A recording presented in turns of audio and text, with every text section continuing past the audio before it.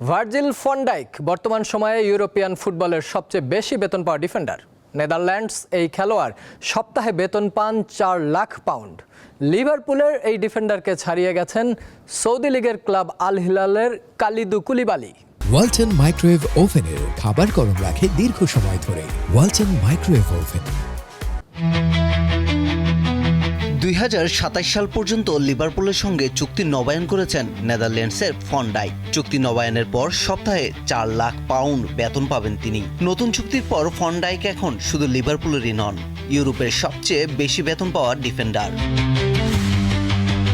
Saudi লীগের club Al হিলালের defender Kalidou Koulibaly সপ্তাহে বেতন পান 5,53,225 পাউন্ড। ফন ডাইকের চেয়ে প্রায় 1.5 লাখ পাউন্ড বেশি। চেলসি ও নাপোলির সাবেক এই ডিফেন্ডার 2023 সালে জুনে যোগ দেন সৌদি আরবের এই ক্লাবে, আর তিনি বিশ্বের সবচেয়ে দামি ডিফেন্ডার।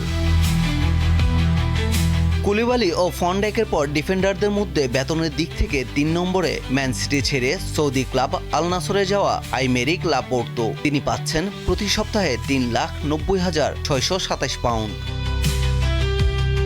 ইউরোপের ডিফেন্ডারদের মধ্যে ফন ডাইকের পরেই আছেন রিয়াল মাদ্রিদের ডেভিড আলাবা, পিএসজির আশরাফ হাকিমি ও লুকাস হার্নান্দেজ। এরপর 2 ইংলিশ ডিফেন্ডার ম্যান সিটির জন স্টোনস ও চেলসির রিস জেমস। এছাড়া শীর্ষ দশে আরও আছেন আল হিলালের জোয়াও ক্যানসেলো ও বায়ার্ন মিউনিখের Alphonso Davies. Parvez Khokon, Deepto sports.